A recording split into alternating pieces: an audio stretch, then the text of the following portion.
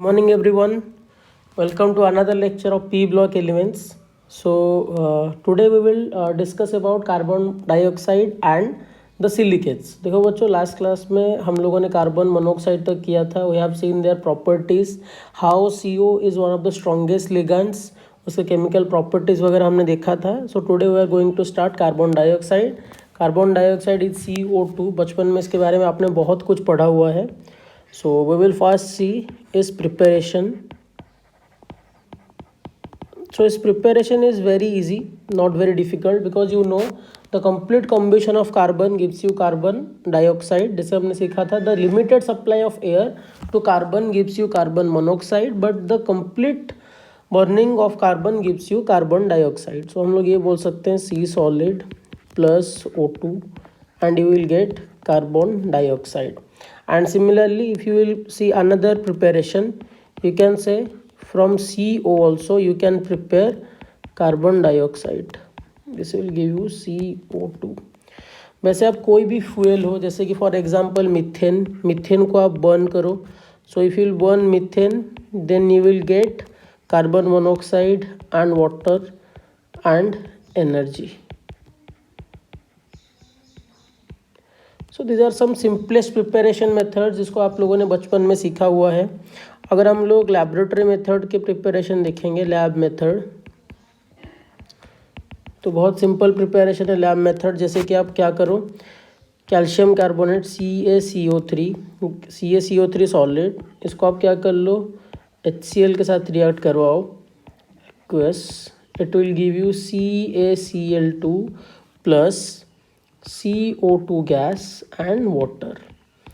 बहुत ही अच्छा. थोड़ा बैलेंस कर लेते हैं इसको. This will B 2HCl. बच्चों यहाँ पे बहुत ही इंटरेस्टिंग प्रॉपर्टी ये है, जैसे ही आप कभी भी कोई भी कोल्ड ड्रिंक्स, यानी कि कोल्ड ड्रिंक्स के बॉटल का आप खोलते हो, तो वहाँ पे देखना कि आप लोग क्या मिलता है, गैस मिलता है. That gas is nothing but carbon dioxide. तो कार्बन डाइऑक्साइड जब भी कोई लिक्विड से यानी कि सॉल्यूशन से बाहर आता है, तो वो क्या करता है, that comes out in the form of bubbles. तो उसको एक स्पेशल, जैसे आपने कोल्ड ड्रिंक्स वगैरह, थम्स अप, स्प्राइट वगैरह खोला होगा आपने, तो वहाँ पे एक गैस निकलता है. That is nothing but the carbon dioxide. तो कार्बन डाइऑक्साइड उसको एक स्पेशली प्रॉपर्टी, यानी कि हम लोग ऐसे बोल सकते हैं, like we can say carbon dioxide is released with brisk effervescence. कोई भी कभी भी कार्बन डाइऑक्साइड जब भी आपको कोई लिक्विड से बाहर आता हुआ आएगा, that will come in the form of bubbles with फिज. आप बोल सकते हो, मतलब फिज के फॉर्म में. विथ फिज क्या करता है, वो आता है released with brisk effervescence. So this is the simplest thing. ज़्यादा ये आपको ऑलरेडी पता है पॉइंट्स, ये सारे पॉइंट्स. एंड कार्बन डाइऑक्साइड के बारे में देखोगे, so it is a colourless gas. It is a colorless, odorless gas.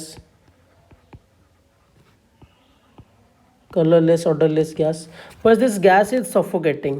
क्या होता है, this gas is suffocating.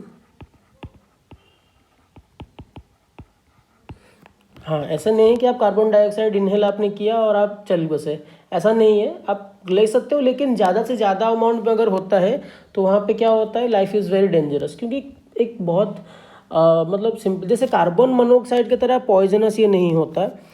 जैसे कि आप सोचो, कार्बन डाइऑक्साइड क्या होता है, it is heavier than air. मैं आगे चल के इसका प्रॉपर्टी बताने वाला हूँ, but carbon dioxide is heavier than air. तो जिस किसी जगह पे कार्बन डाइऑक्साइड बहुत अमाउंट में होता है, डिस्प्लेसेस द एयर. तो आप अगर उसी जगह पे होगे और कार्बन डाइऑक्साइड बहुत सारे अमाउंट में होगा, your oxygen amount will be displaced. तो वहाँ पे you will feel the absence of oxygen.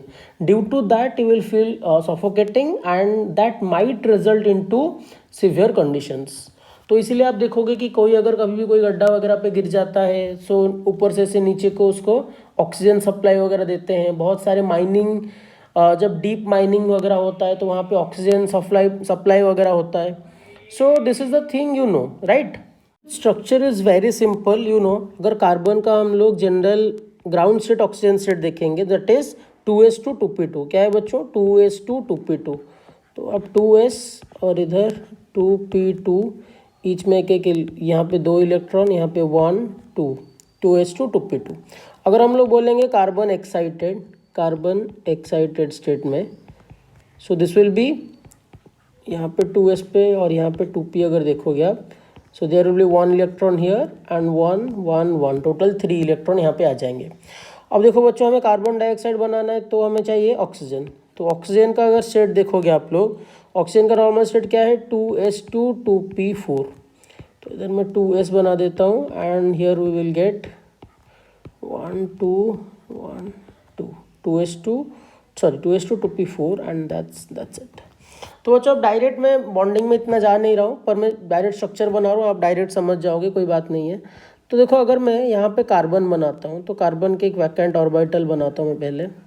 अब सोचो यहाँ पे 1 इलेक्ट्रॉन है, तो ये कार्बन क्या करेगा, यहाँ पे 1 इलेक्ट्रॉन और यहाँ पे 1 इलेक्ट्रॉन। आप देख सकते हो कि यहाँ पे 2 इलेक्ट्रॉन पहले ले लो, कोई भी 2 इलेक्ट्रॉन, पी का 1 इलेक्ट्रॉन ही ले लो, चलो पी का 1 इलेक्ट्रॉन, सॉरी, एक electron.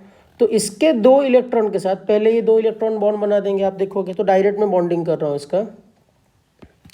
So it will form 1 sigma bond with oxygen, this will be a sigma bond. ये इधर ऑक्सीजन का है, ये कार्बन का है। सो इधर सिमिलरली यहाँ पे भी वैसा ही होगा, ऑक्सीजन का, ऑक्सीजन के साथ ये क्या, सॉरी ये थोड़ा सा गलत बन गया, ओके बट इक्वल थोड़ा होना चाहिए, नहीं तो अजीब दिखेगा। ओके हाँ, तो ऑक्सीजन के साथ वहाँ पे एक सिग्मा बॉन्ड इसने बना दिया। अब ऑक्सीजन के पास और भी एक ऑर्बिटल खाली है, यहाँ पे कार्बन के पास भी एक ऑर्बिटल होगा। इलेक्ट्रॉन, आप इलेक्ट्रॉन देख लो इन दोनों को, आप क्लियरली समझ जाओगे। यहाँ पे होगा एक pi bond, there will be a pi bond over here, यहाँ पे आपको पाई बॉन्ड देखने को मिलेगा।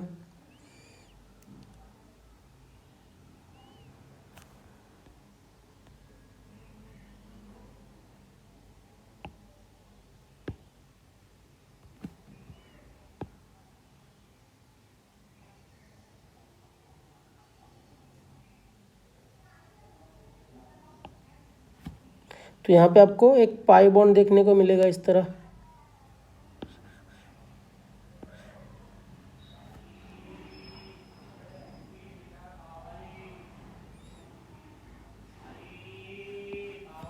तो यहाँ पे आपको ये एक पाई बॉन्ड देखने को मिलेगा, ये ओवरलैपिंग एंड दिस ओवरलैपिंग।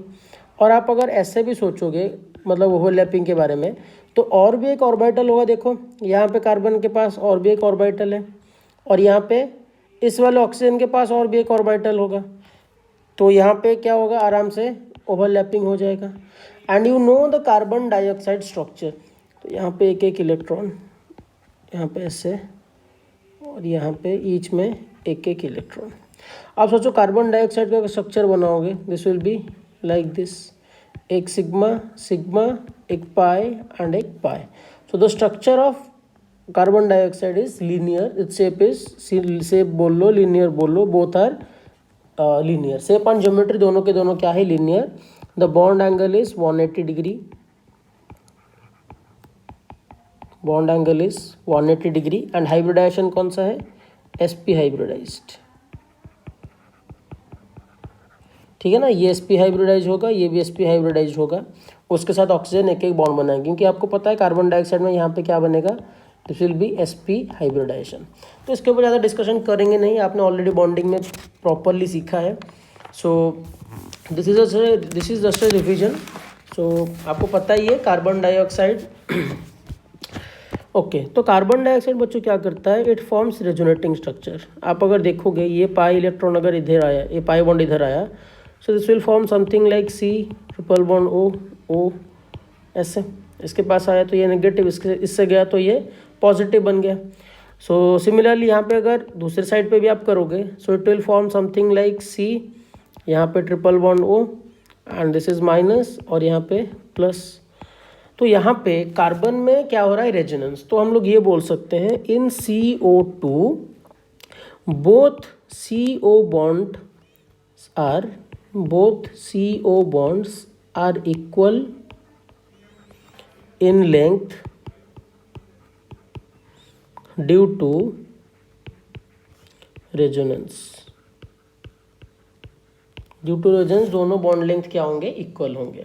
बहुत इंपॉर्टेंट है, ठीक है। Okay, next we will talk about solubility in water. We will talk about solubility in water.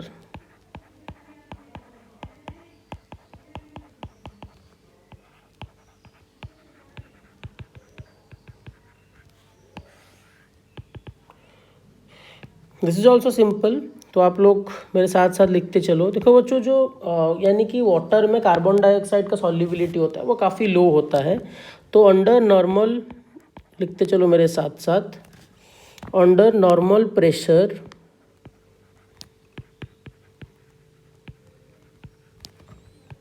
CO2 is not much soluble in water and its low solubility in water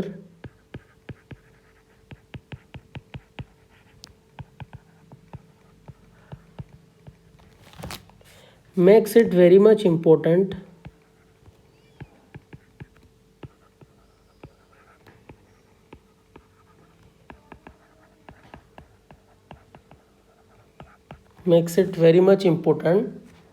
important factor in regulation of life, makes it very much important factor in regulation of life.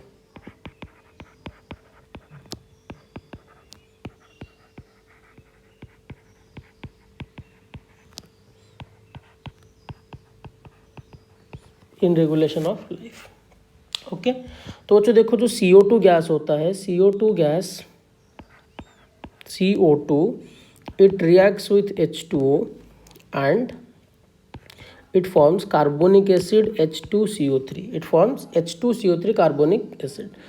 तो बच्चों यहाँ पे ये CO2 जो है, this is acidic gas. ये already last class में मैंने आपको बताया था, क्योंकि कार्बन के ऊपर पॉजिटिव, दोनों ऑक्सीजन दोनों तरफ से होने की वजह से उसके ऊपर पॉजिटिव कैरेक्टर जो होगा वो अच्छा आएगा। Acidic gas and H2CO3 is nothing but known as carbonic acid, ठीक है ना, this is known as carbonic acid. तो बच्चों यहाँ से हम लोग ये बोल सकते हैं दैट जो H2CO3 है, H2CO3 when it dissociate it forms, this forms H plus HCO3 minus, and HCO3 minus ये डिसोसिएट होकर क्या बनाता है, H plus CO3 2 minus। ये ऑलरेडी हम लोगों ने कहाँ पे सीखा है, केमिकल इक्विलिब्रियम वगैरह पे सीखा। और यहाँ पे आप लोगों को पता है this Ka2 is very very very less than Ka1। तो यहाँ पे जो मेन स्टेप होगा that is going to be this step. तो यहाँ पे अगर आप देखोगे बच्चों, अब ध्यान देना, ये जो लिखा है मैंने यहाँ पे, दिस इज एसिड और ये इसका कॉन्जुगेट बेस है। अब सोचो एक सॉल्यूशन में अगर H2CO3 है प्लस HCO3 माइनस जो कि वीक होगा, मतलब HCO3 माइनस एक सॉल्ट बनाएगा, फॉर एग्जांपल NaHCO3 ऐसे करके बनाएगा, तो सॉल्ट ऑफ HCO3 माइनस बोल लो। So this will form acidic buffer. तो ये क्या फॉर्म करता है, एसिडिक बफर। आपको बफर सॉल्यूशन याद होगा, weak acid plus the salt of that weak acid with a strong base. तो डेफिनेटली, और वैसे भी HCO3 माइनस सॉल्ट होगा। तो यहाँ पे देखो बच्चों, ये जो बफर होगा, this buffer maintains the pH of blood, pH of blood which is 7.26 to 7.46। जो बफर सॉल्यूशन होते हैं दे, मतलब वो आराम से अपने क्या करते हैं, pH वगैरह चेंज नहीं करते हैं, ठीक है। Then the next property is, this is not a poisonous gas, it is not a poisonous gas. और जितना वो CO के तरह डेंजरस तो है नहीं, इट्स हेवियर देन एयर, मैंने बताया हुआ था due to of lack problem. आप वो पॉइंट यानी कि लिख सकते हो खुद से यहाँ पे, that it is heavier than air but it is denser, it is heavier than air and denser than air, so it displaces air and occupies the lower environment and therefore due to lack of oxygen problems may occur। तो वो वाला point अगर आप समझ गए तो आप आराम से लिख सकते हो। इसका और एक जो प्रॉपर्टी है that is it's solid CO2, जिसको हम लोग बोलते हैं ड्राई आइस। क्या बोलते हैं हम इसे? Dry ice. It is used as refrigerant और कूलेंट, यूज्ड एज रेफ्रिजरेंट और कूलेंट भी बोलते हैं, रेफ्रिजरेंट और कूलेंट। ये स्नोफ्लेक्स की तरह होता है। एंड मेन बात क्या है, जब सॉलिड CO2 नॉर्मल टेम्परेचर पे आता है तो वो क्या करता है, CO2 गैस यानी कि निकाल देता है एंड लिविंग नो रेसिड्यू। जैसे आप लोग नॉर्मल आइस अगर यूज़ करोगे तो वहाँ पे क्या होता है, वो जब मतलब चले जाता है नॉर्मल टेम्परेचर पे आता है तो वाटर मार्क्स रह जाते हैं। पर सॉलिड CO2 वो बहुत सारे इंडस्ट्री जहाँ पे रेफ्रिजरेंट वगैरह के लिए यूज़ करते हैं, वो जब नॉर्मल टेम्परेचर के साथ मीट करता है वो कार्बन डाइऑक्साइड गैस की तरह यानी कि चले जाता है। देखो एक्चुअली एनवायरनमेंट के पर्पज से this is not actually very good, because ये जब जाता है ग्रीन हाउस इफेक्ट्स वगैरह क्रिएट करता है, बहुत बड़ा हेवी कॉज है रेफ्रिजरेंट। तो नॉर्मली यूज़ तो होना नहीं चाहिए पर हम लोग यूज़ करते हैं, दिस शुड बी मिनिमाइज्ड, ये होना नहीं चाहिए, राइट। सो बच्चों this was about carbon dioxide. Carbon dioxide के प्रॉपर्टीज़, फोटोसिंथेसिस वगैरह ये सब आपने बचपन में पढ़ा है, तो I am not discussing that. And वो कार्बोहाइड्रेट में वैसे ही आप सीखोगे। So we will move forward to the next concept, which is important compounds of silicon. The important compounds of silicon, जिसमें पहले हम लोग देखेंगे that is सिलिका। क्या सीखेंगे हम लोग? सिलिका, जिसको हम लोग SiO2 भी बोलते हैं। सिलिका और सिलिकॉन में बिल्कुल कंफ्यूज मत होना। Silica is SiO2 and silicon is Si। तो वो जो इसका पहले स्ट्रक्चर देखते हैं। If you will see its structure, बहुत सिंपल सा स्ट्रक्चर होता है, SiO2 है। और ये क्या होता है, एक लार्ज 3D नेटवर्क फॉर्म करता है, large 3D network of strong covalent bonds,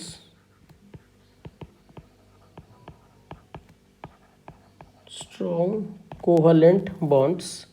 तो लार्ज 3D नेटवर्क होने की वजह से it is having high boiling melting point and boiling point and it is generally unreactive. बहुत अनरिएक्टिव होता है ये, क्योंकि इसका बहुत ही हाई क्या होता है, मेल्टिंग पॉइंट। तो बहुत ही हाई मेल्टिंग पॉइंट होने की वजह से इसको रिफ्रैक्टिव मटेरियल भी बोलते हैं। क्या बोलते हैं? Refractive material. This is called as refractive material. तो जो इसका स्ट्रक्चर देखेंगे, it is very simple. SiO2 बस ऐसे लार्ज नेटवर्क से वो जुड़ा होगा, से O, फिर इसके नीचे O, फिर Si, फिर इधर O जुड़ा होगा, इधर O, फिर यहाँ पे Si, यहाँ पे बीच में O, इधर ऑक्सीजन, फिर नीचे ये जुड़ा होगा, ये ऊपर जुड़ा होगा और ये साइड में। ऐसे जुड़ते जाएंगे बस continuously.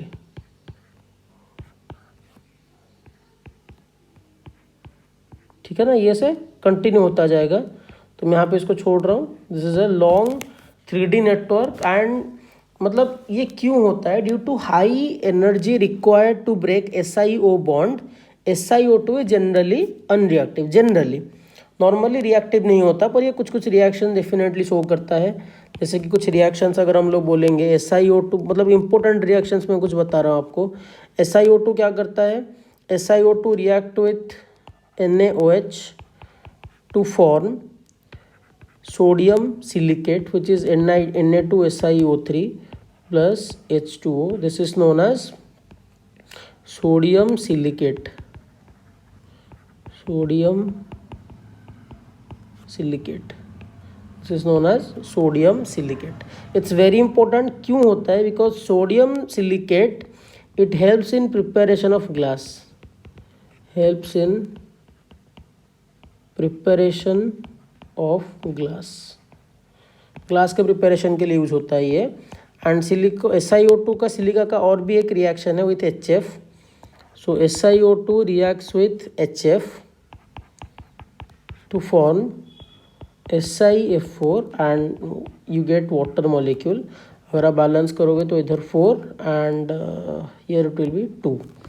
So this is a simple reaction. और मेटलर्जी में भी आप लोग सीखोगे SiO2 का कार्बन के साथ रिडक्शन होता है and you gate silicon plus CO2। तो कुछ कुछ इंपॉर्टेंट रिएक्शन है। सबसे जो इंपॉर्टेंट दो रिएक्शन है वो ऊपर के दो रिएक्शन है, that it reacts with NaOH to form Na2SiO3 and it reacts with HF to form SiF4. So this was about silica and we will start the new concept which is silicates. ठीक है, so heading लगाओ silicates. It's mostly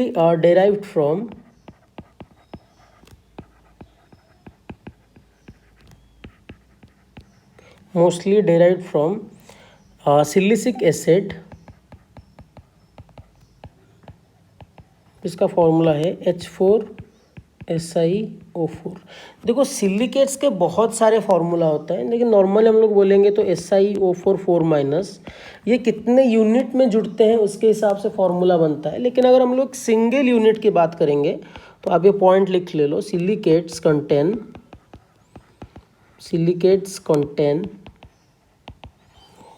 SiO4 4-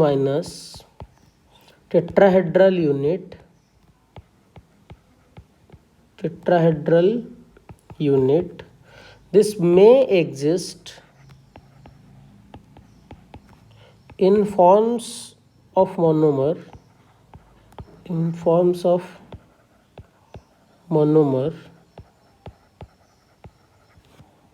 or in the form of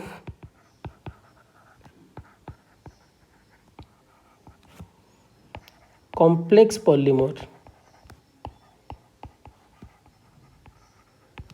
जैसे कि आप अगर structure थोड़ा ध्यान से देखोगे, सो यहाँ पे अगर मैं SI करता हूँ एंड विद दिस अगर मैं SI यहाँ पे टेट्राहेड्रल यूनिट बनाता हूँ,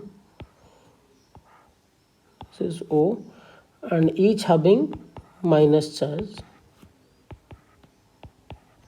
SiO4-। आप देख सकते हो this is tetrahedral unit.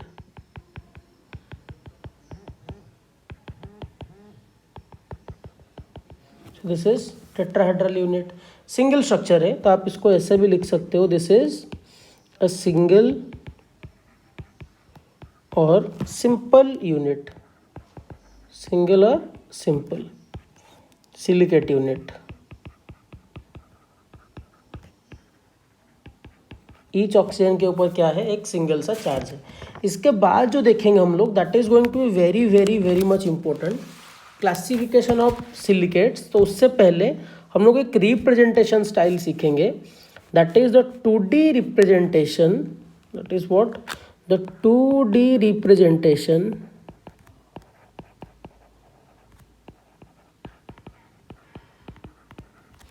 Of silicates. 2D representation of silicates. तो आपको बहुत सिंपल सा काम करना है। अब इसको टेट्राहेड्रल को हम लोग 3D फॉर्म में बनाते हैं, 2D फॉर्म में बनाते हैं। टोटल 4 ऑक्सीजन होते हैं। तो ये जो मैंने सर्कल्स बनाए हैं, these are representing the oxygen atoms. और इसके बीच में क्या करते हैं, यहाँ पे जो ग्रीन कलर का मैंने बनाया है, दिस इज सिलिकॉन एटम। तो उसको बस जोड़ देते हैं और कोई भी काम नहीं है।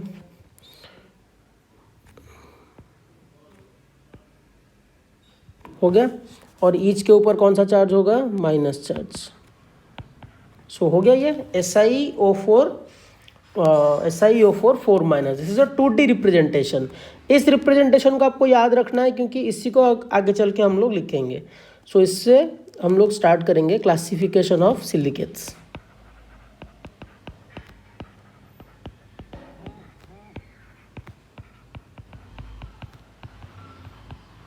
क्लासिफिकेशन ऑफ सिलिकेट्स, जिसमें फर्स्ट वन होगा that is orthosilicate.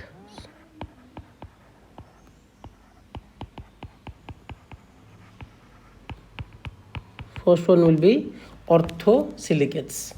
So orthosilicate क्या है? These are the silicates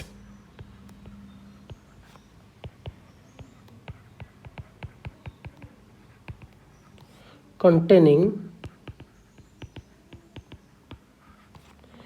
single SiO4 4- units, single SiO4 4- units, जो कि आप ऊपर जो स्ट्रक्चर बनाया आपने उसको बस कॉपी पेस्ट कर दो नीचे, single SiO4 4 units, this is also known as orthosilicates. ये स्ट्रक्चर जो है आप इधर कॉपी पेस्ट कर दो ऊपर का स्ट्रक्चर, सिंगल SiO4 4- यूनिट। अब जो सेकेंड देखेंगे हम लोग, that is पायरोसिलिकेट्स।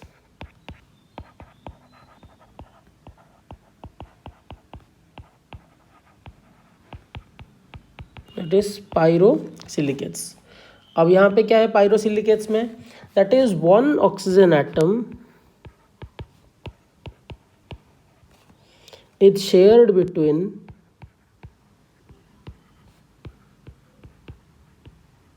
one oxygen atom is shared between 2 units। क्या मीनिंग है इसका? स्ट्रक्चर बना के देखते हैं, फिर आप आराम से समझ जाओगे। देखो, 2 यूनिट के बीच में एक ऑक्सीजन एटम शेयर हुआ है, तो पहले मैंने क्या किया, एक ऑक्सीजन एटम ले लिया। अब टेट्राहेड्रल यूनिट बनाता हूँ 2D स्टाइल में, जैसे हम लोग बना रहे थे, ठीक है ना। और यहाँ पे बीच में एक ऑक्सीजन, यहाँ पे बीच में एक ऑक्सीजन, तो यहाँ पे बॉन्ड जोड़ेंगे हम लोग, सिलिकॉन बनाएंगे। तो यहाँ पे होगा एक सिलिकॉन बीच में, यहाँ पे एक बीच में सिलिकॉन होगा, and the bonds are bonded like ये ऐसे। ये तो सॉरी, ये बीच में नहीं जाएगा, ये सॉरी ऑक्सीजन है, दिस एंड दिस। अब देखो, एक oxygen atom, this oxygen atom जिसको मैंने ऐसे डॉटेड लाइन से दिखाया है, वो 2 यूनिट्स के बीच में शेयर हुआ है। कौन से unit? This unit and this unit. इन दोनों के बीच में एक ऑक्सीजन एटम क्या हुआ है, शेयर हुआ है। समझ में आ रहा है ना पॉइंट? इसका अगर आप फॉर्मूला लिखोगे तो कोई भी एक यूनिट आप पकड़ लो। अब कोई भी यूनिट में आप देखो, कोई भी एक यूनिट में यहाँ पे कौन सा है, SI है। अच्छा, सबके ऊपर माइनस चार्ज होगा। यहाँ पे इस वाले पे माइनस चार्ज नहीं होगा, क्योंकि उसने एटम्स क्या किया हुआ है, शेयर किया हुआ है। क्लियर ना point? That atom has shared 2 bonds with silicon. तो यहाँ पे आप देखो, मैं अगर ऐसे लिखूंगा, ऑक्सीजन कितना है अगर हम लोग देखेंगे, तो ऑक्सीजन टोटल कितना है, 1 2 3 4, जिनके ऊपर क्या है, सॉरी एक सिंगल यूनिट देखेंगे हम लोग। सिंगल यूनिट में यहाँ पे है SI, यहाँ पे 1 2 2 ऑक्सीजन एटम है, एंड दिस, और बीच में 3 ऑक्सीजन। यहाँ पे सॉरी, यहाँ पे भी माइनस होगा, 1 2 एंड बीच में 3। ये 3 ऑक्सीजन एटम क्या है, यानी कि कंप्लीटली है। और ये जो ऑक्सीजन है, this oxygen is shared half, so 3 plus this is 1/2।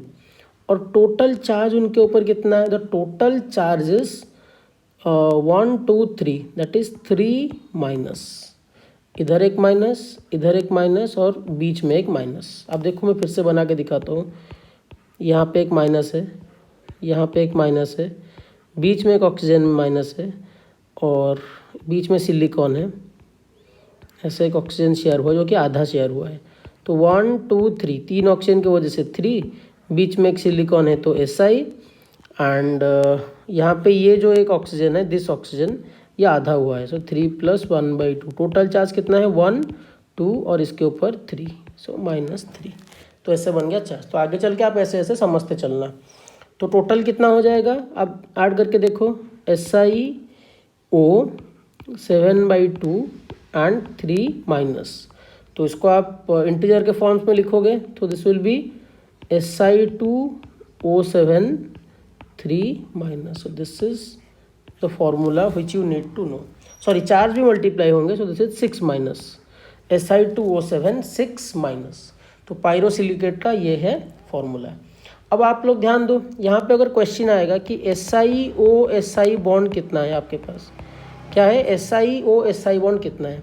देखो, यहाँ पे बीच में है SI, यहाँ पे है ऑक्सीजन, और यहाँ पे है यानी कि SI। तो SiO-Si बॉन्ड कितना हो गया, this bond is SiO-Si bond, तो ये आ गया 1। SiO SI bond is 1। ठीक है, तो आई होप ये पॉइंट आपको समझ में आ गया होगा। So then we will move forward to metasilicates. Second one is मेटासिलिकेट्स।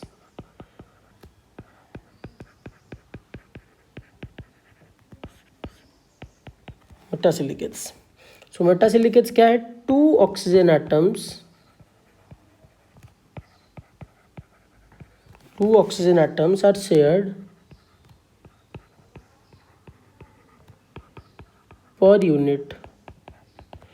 2 oxygen atom क्या होंगे? शेयर हुए होंगे। तो मैं बनाता हूँ स्ट्रक्चर। इसके पहला जो फॉर्म है, that first type form is chain silicates. क्या होगा ये? चेन सिलिकेट्स, चेन के फॉर्म में लगा होगा। स्ट्रक्चर में बनाता जाता हूँ, आप लोग ध्यान देना। बस चेन के फॉर्म में आप जोड़ते चलो।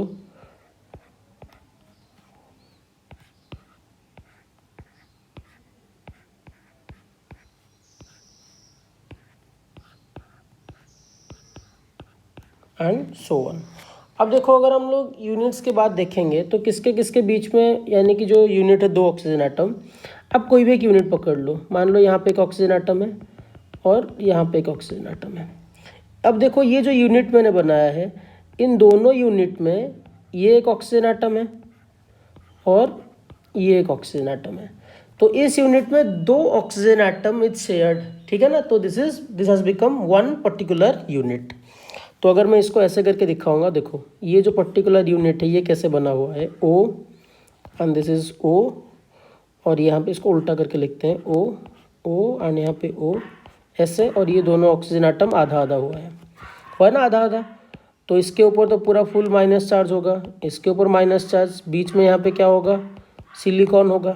तो इसका यूनिट अगर आप लिखोगे तो क्या लिखोगे? पहले लिख लो SI।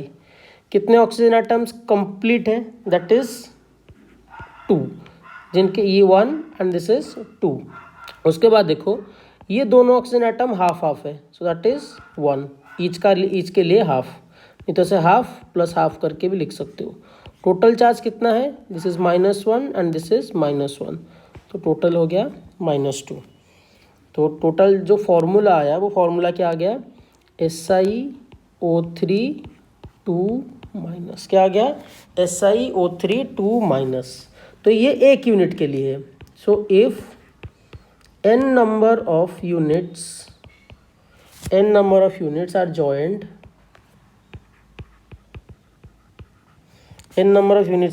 तो फॉर्मूला क्या होता है? SiO3 2- into n।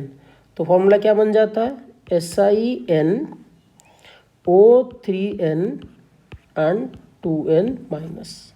अब आप इस पर्टिकुलर स्ट्रक्चर देख लो, यहाँ पे टोटल कितने यूनिट्स है? 4 यूनिट्स। These are 4 units. तो इस 4 यूनिट का फॉर्मूला क्या होगा? फॉर्मूला को देखो, Si4 O4 into 3 and 2 into 3-। तो टोटल फॉर्मूला हो गया Si4 O12 6-। तो ये हो गया चेन सिलिकेट का फॉर्मूला।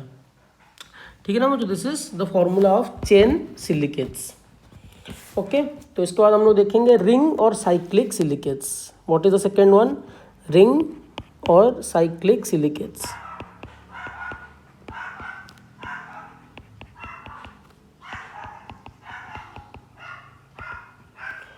कोई नहीं है, बस सिंपल फार्मूला है, वही सेम फार्मूला है कि SiNO3n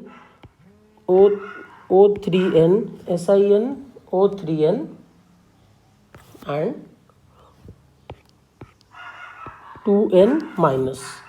बस यही सिंपल सा फॉर्मूला है। बस हमें करना क्या है कि यहाँ पे इसको रिंग के फॉर्म में लिखना है हमें।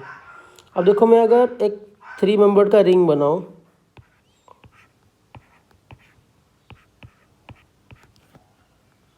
तीन यूनिट्स को लेके एक रिंग बनाता हूँ जिसमें 2 ऑक्सीजन आटम शेयर हुए होंगे।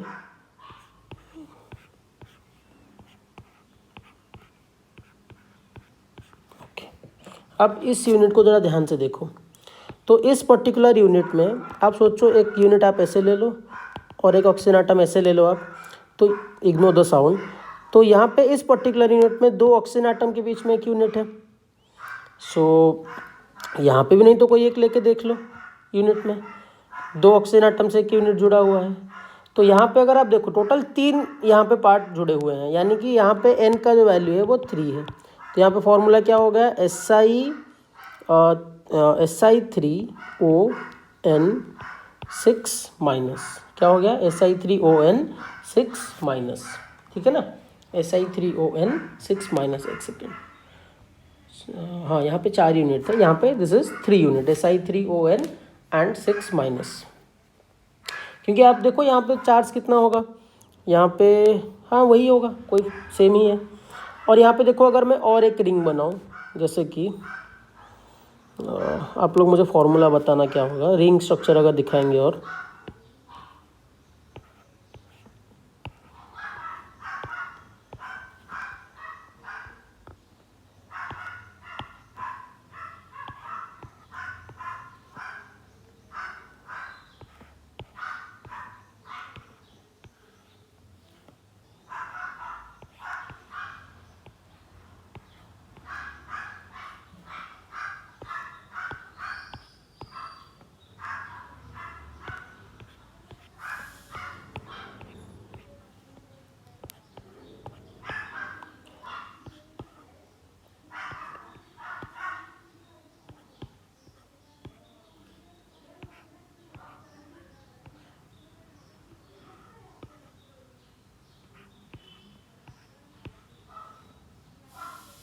तो हाँ देखो अब ये यूनिट्स बन गया। अब देखो बीच बीच में यहाँ पे क्या होगा, सिलिकॉन्स होगा, बीच बीच में क्या होगा, यहाँ पे सिलिकॉन्स होगा। तो कोई भी एक ऑक्सीजन का आप क्या कर लो, एक यूनिट ले लो, ठीक है ना। तो ऐसे टोटल कितने यूनिट्स हैं, 6 यूनिट है टोटल। तो ये भी एक फार्मूला हो गया। तो इधर n का वैल्यू क्या आ गया, n का वैल्यू आ गया 6। तो n का वैल्यू अगर 6 आ गया तो यहाँ पे ये फार्मूला क्या हो जाएगा, फार्मूला बताओ क्या होगा, this is Si6O18 12 minus, Si6O18 12 minus, ठीक है ना। SiNO3n 2 माइनस का फॉर्मूला है। और एक बहुत इंपॉर्टेंट पॉइंट याद रखना, इन रिंग सिलिकेट्स जो SiO-Si बॉन्ड होता है, that number is n, total n number of SiO-Si bond होता है। आप देख लो चेक करके, मैं इधर आपको दिखाता हूँ। जैसे कि आप देखो ये क्या है, Si, this is oxygen and this is Si। देखो तो यहाँ पे हर एक किसी जगह पे यहाँ पे माइनस चार्ज होगा, यहाँ पे आप वो सारा खुद से फिलअप कर लेना, यहाँ पे माइनस चार्ज होगा ईच ऑक्सीजन के ऊपर, वो आप कंप्लीट कर देना। हाँ तो SiO-Si बॉन्ड देख रहे थे हम लोग, तो दिस इज देखो SiO-Si और इनके बीच में जो कनेक्टिविटी है ये आप देखो SiO-Si, मैं आपको रेड मार्क से दिखाता हूँ, ये SiO-Si ये बॉन्ड है वो एक, और इधर हो गया SiO-Si 2, यहाँ पे 3, SiO-Si 4, ये हो गया 5, SiO-Si ऐसा हो गया 6। तो SiO-Si लिंकेज इस पर्टिकुलर केस में कितना आ गया, SiO-Si लिंकेज आ गया 6, SiO-Si, ठीक है ना। So this was the ring और साइक्लिक सिलिकेट्स। तो आज के क्लास के लिए इतना ही करते हैं। In the next class we will complete the silicates, silicons and mostly we will finish our P block elements. तो बच्चों तब तक पढ़ते रहो। Have a very nice day and thank you.